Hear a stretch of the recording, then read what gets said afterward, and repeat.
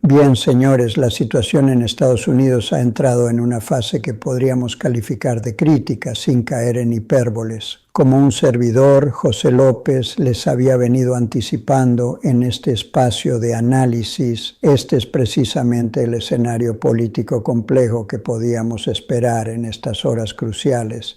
La generación de una maniobra de distracción política lo suficientemente densa para evitar que el foco de la opinión pública se centre en la nueva y explosiva liberación de los archivos del caso Epstein. Y ahora observamos con preocupación cómo miles de ciudadanos están tomando las calles de Estados Unidos. Salen a pedir algo que hasta hace muy poco tiempo parecía impensable en el panorama político actual: la destitución inmediata del presidente Donald Trump. Exigen con toda la razón que se haga justicia, que se investigue a fondo todo lo que se tenga que investigar y que el mandatario comparezca ante los tribunales y sea separado de su cargo. Es un movimiento social que ya se ha expandido notablemente. Originalmente, hablábamos de manifestaciones contra las acciones de la patrulla fronteriza, pero ahora el clamor ciudadano ha mutado hacia un grito específico. Por supuesto sigue siendo contra esas políticas, pero también pidiendo la renuncia del presidente con pancartas y cánticos, a veces utilizando un lenguaje crudo, reflejo del hartazgo de la gente que sale a protestar de costa a costa. No se trata solamente de Minneapolis. El clamor de Trump a prisión y fuera del poder resuena en San Francisco. Hoy se manifiesta en Cleveland y la tensión en Los Ángeles está escalando en estos momentos. Desde este espacio de José López seguimos tratando de confirmar las sospechas periodísticas sobre posibles infiltraciones en estas marchas para generar un estado de represión donde las manifestaciones se salgan de control y justifiquen una intervención violenta. Esto que presenciamos, estimados oyentes, trasciende el caos migratorio. De hecho, el tema migratorio dejó de ser el eje central desde ayer por la tarde, cuando fueron liberados, supuestamente por error, ciertos documentos clave. Digo por error porque, como les comenté puntualmente aquí, ayer mismo comenzaron a desaparecer muchos de los archivos que nosotros, en el canal de José López, expusimos ante ustedes. Tratamos de ser los primeros en hacerlo. Recuerden buscarnos en nuestro canal secundario, cuyo enlace dejaré fijado, para ver el análisis completo de los archivos Epstein, pues la censura es férrea. Es difícil encontrarnos a veces, pero es vital que esta información llegue a la mayor cantidad de personas posible. Ayer, el Departamento de Justicia comenzó a borrar estos archivos tras el señalamiento de medios independientes. Y al ver que ya muchos los habíamos descargado y compartido, no tuvieron más remedio que restituirlos. Lo que está encendiendo esta mecha social es una combinación política explosiva. Por un lado, la censura descarada del Departamento de Justicia, borrando documentos donde Trump sale nombrado de las formas más contundentes posibles en acusaciones de presuntas víctimas. Por responsabilidad legal, debo subrayar que son acusaciones no probadas, pero tampoco investigadas, que permanecían en la congeladora. La publicación de estos millones de archivos vinculados a Jeffrey Epstein ahora salpica directamente a Trump y sus aliados políticos. Esperamos que Trump ejerza su derecho a la defensa, pero que comparezca ante la justicia. El problema radica en que, mientras ostente la investidura presidencial, es difícil que enfrente la acción de la justicia ordinaria sin un juicio político previo. Hablamos de más de 3 millones de documentos públicos, pero el gobierno mantiene bajo llave otros 3 millones más. La interrogante política es inevitable. ¿Qué contendrán esos otros archivos si lo liberado ayer ya parece gravísimo? No solo es papel, hay videos, audios y registros que esconden.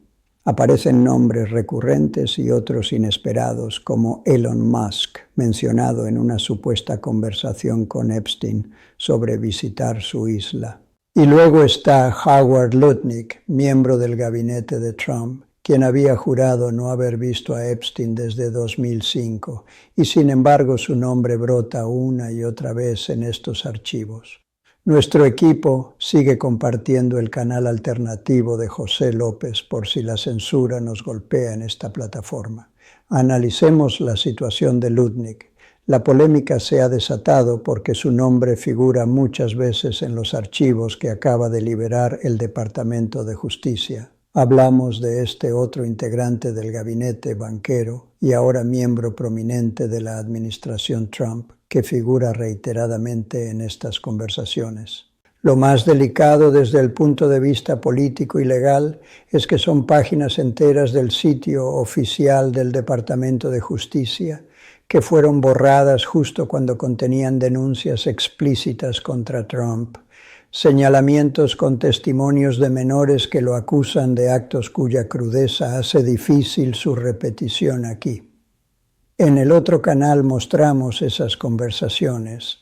Es fundamental que vean la gravedad de estos archivos que ya compartí en el grupo de Telegram, incluyendo traducciones. Es un material gravísimo. Hay que precisar, esta es información liberada por el Departamento de Justicia bajo la categoría de información no corroborada. Es decir, no se ha verificado porque aparentemente no ha habido una investigación formal sobre estos señalamientos que, por decirlo menos, son acusaciones bastante fuertes que pesan contra el presidente. Con esa advertencia las liberaron, las removieron y están de vuelta, donde Trump figura en estas polémicas fiestas con jóvenes que eran en realidad niñas. Según el documento del Departamento de Justicia, Epstein llevaba a las niñas y Trump las subastaba. Les muestro el resumen del documento original donde en la segunda columna aparecen los nombres notables, incluido el presidente Trump y las acusaciones de las presuntas víctimas. No hablamos de un rumor, señores. Es documentación oficial que fue bajada del sitio del gobierno y estuvo arriba por unos minutos, tiempo suficiente para que medios independientes como el de José López la descargáramos y difundiéramos. La viralidad del hecho de que el Departamento de Justicia estaba borrando estos documentos los obligó a resubirlos tras el escándalo armado por medios alternativos. Ya están de vuelta, pero la pregunta política persiste. ¿Por qué los borraron? Afortunadamente nosotros y muchos medios independientes en inglés fuimos los primeros en advertir esto porque la prensa tradicional guardaba un silencio cómplice. Hoy por la mañana empiezan a citarlo, para mi gusto demasiado tarde. Mientras tanto, vemos el reclamo en las calles y la respuesta del gobierno no es el diálogo, sino represiones brutales. Ayer arrestaron a periodistas importantes como Don Lemon y a la reportera Georgia Ford en sus domicilios. Lemon fue sacado sin aviso. ¿Cuál fue su crimen? Ejercer el periodismo independiente, compartir información incómoda al gobierno de Trump sobre ICE, las protestas o los archivos Epstein. Los encerraron violando su primera enmienda. Lemon ha declarado que fue arrestado por hacer su trabajo de cubrir las noticias durante 30 años, defendiendo que la primera enmienda protege su labor y asegurando que no será silenciado mientras espera su día en el tribunal. Coincido con muchos analistas políticos. En las próximas horas podemos esperar cualquier cosa, desde una brutal represión a las manifestaciones hasta algún conflicto internacional, como un bombardeo a Irán o un ataque a Cuba este fin de semana, porque Trump hará hasta lo imposible por desviar la atención de los medios sobre este tema que arde, la exigencia de su renuncia. Desviar el foco hacia otro escándalo o conflicto es una estrategia de manual en estos casos. Mi solidaridad con el pueblo cubano ante este bloqueo y la intentona de Trump con la orden ejecutiva firmada ayer para generar una crisis humanitaria, amenazando con aranceles del 50% a cualquier país que les venda crudo, como si fuera el dueño del petróleo mundial, ignorando el bloqueo casi unánime de la ONU. Regresando al tema de los periodistas detenidos por cubrir noticias sobre ICE, acusados de aterrorizar comunidades cuando es ICE quien lo hace. Cuando vemos que detienen a la prensa independiente por informar, señores, ya podemos saber que eso no es una democracia, es una farsa que pone en peligro la primera enmienda. Y en medio de esta tormenta política, Trump no se esconde, sale a hablar como si nada, publica ataques contra quienes lo critican diciendo que la izquierda radical quiere destruir a su secretaria de seguridad, Kristi Noem, solo por ser mujer. No tiene nada que ver con el género, sino con el tema de una represión brutal de ICE. Pero Trump usa cínicamente el discurso de género para justificar las acciones de Noem y calificar las declaraciones de difamatorias, mientras él mismo usa la fuerza del Estado contra sus opositores. Como si todo esto no fuera suficiente en este teatro del absurdo, Trump se demandó a sí mismo. Presentó una demanda contra el IRS pidiendo que su gobierno le pague $10,000 millones por supuestamente publicar sus declaraciones de impuestos, como hacen todos los expresidentes, porque no le gustó que se supiera que solo pagó $750. Imagínense la cantidad exorbitante de impuestos que pagan ustedes, los ciudadanos de a pie, en estos países por servicios públicos. ¿Cómo es que Trump pagó solo $750 y ahora exige una indemnización multimillonaria por daños morales al difundirse esa información? Lo que no dice es que esos datos demostraron que no era tan rico como presumía y que usó la Casa Blanca para negocios personales, presuntamente a costa de la seguridad nacional. Ayer mismo, mientras se filtraban estos archivos Epstein generando este nuevo escándalo, Trump, en lugar de emitir un comunicado, se la pasó toda la noche en redes sociales promocionando a su nuevo candidato para la Reserva Federal, Kevin Walsh. Ni una sola mención a la liberación de archivos y las horribles acusaciones en su contra. Curiosamente, ¿quién aparece en la lista de invitados de Epstein en una fiesta en St. Bart's, según los documentos del Departamento de Justicia? Se nombra también a Kevin Walsh. Es demasiada coincidencia política. Cada nuevo nombre que Trump pone sobre la mesa resulta que también aparece en esos señalamientos de los archivos Epstein. Si voltean a ver a quién propone en la Reserva Federal, hay relación con los archivos. Gente que incrustó en el Departamento de Justicia como Howard Lutnick también tiene acusaciones o menciones, respetando su presunción de inocencia. El problema de fondo, señores, es la impunidad. Nunca comparecen a una corte porque no hay un solo proceso judicial abierto por esto hasta ahora. A pesar de las menciones y acusaciones no corroboradas por falta de investigación, no se inicia un juicio. Elon Musk también está nombrado ahí. Cada nuevo aliado que Trump defiende está citado en ese círculo. Y resulta que todavía hay 3 millones de archivos más que no han salido. Eso es lo que en realidad están tratando de tapar políticamente. Hay que abrir los ojos en los próximos días. Los invito a suscribirse a los canales de José López, porque aquí estaremos compartiendo esto. Es momento de apoyar a la prensa independiente, porque la tradicional no hablará de esto. Nos quedó clarísimo ayer. Harán hasta lo imposible por distraernos con cualquier otra excusa. Lo que pasa en las calles de Estados Unidos no miente. No es solo Minneapolis pidiendo la renuncia de Trump, también piden la salida de ICE, convertida en una fuerza de choque que actúa con licencia para todo, incluso para matar, como hemos visto en casos recientes. Los manifestantes dicen que ICE representa un sistema de represión. Aunque suene exagerado, refleja que los estadounidenses no quieren a Trump en la presidencia ni esa represión en las calles. Este nuevo escándalo es la gota que derrama el vaso frente a una serie de eventos que, si pensábamos que el anterior era demasiado, estos señalamientos de presuntos delitos graves lo llevan todo a un nuevo nivel de inverosimilitud. Repito, el Departamento de Justicia dice que son informaciones o acusaciones no corroboradas, sin investigación al respecto. No podemos asegurar que sean ciertas, pero tampoco que sean falsas. Lo que sí afirmamos con contundencia es que son gravísimas.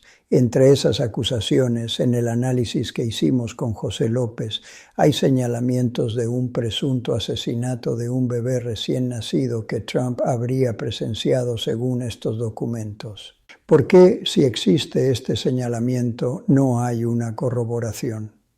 Son acusaciones gravísimas que, de ser falsas, caerían en un delito de difamación con consecuencias, pero de ser ciertas, hablaríamos de un delito muy grave. En cualquiera de los extremos no es algo que se pueda archivar y abandonar.